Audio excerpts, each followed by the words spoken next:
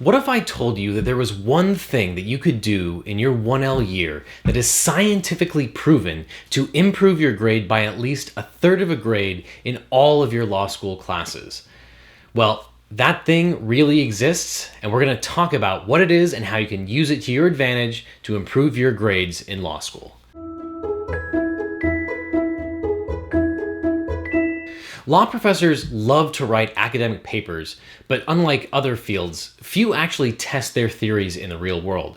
But professors Dan Schwarcz and Dion Farganis at the University of Minnesota Law School ran a study that suggests that law students who get individualized feedback from their professors in one subject are more likely to do better in all of their classes. Think about that. If you can get feedback on how to do better in a law school final exam, not only will you do better in that class, but you will do better in all of your law school classes. What the professors did is they ran an experiment on 1L students in their first year classes. What they found is absolutely amazing. Their experiment consisted of a certain section of students who were given individualized feedback on practice tests versus a control group who received no instruction whatsoever. Controlling for all other factors like LSAT scores, undergrad GPA, etc., the experimental group saw their grades increase by 1/3 of a grade in all of their classes. That is turning a B+ into an A- or an A into an A+, and it was in every single one of their classes on average. You can find this study at the Journal of Legal Education. It's called The Impact of Individualized Feedback on Law School Performance. This study is amazing, but it's not terribly surprising when you think about it. Traditionally, law school is an entire semester of not knowing what the hell you're doing, followed by a test that is worth 100% of your grade. And the worst part is that professors almost always use issue spotting exams. So while the subject matter may change, the tactics stay the same. And the test doesn't look like what you talk about in class. But look at the bright side.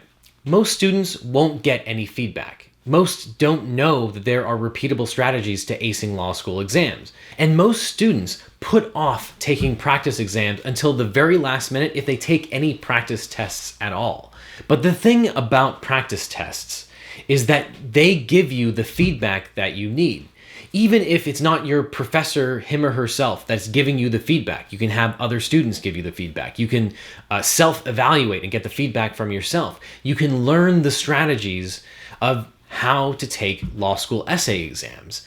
And what this study shows is that once you take the leap and you start taking practice exams, you will do better not only in the class that you're taking practice exams, but you will do better in all of your classes. And remember, you're graded on a curve, so you just have to get better than everybody else. Most people don't have the motivation to take practice exams. They're daunting. It seems like it's a waste of time as opposed to learning more substantive law. But learning substantive law hits a wall. You hit diminishing returns. Most people don't spend any time learning how to take law school exams. And the way that most classes are taught is completely antiquated.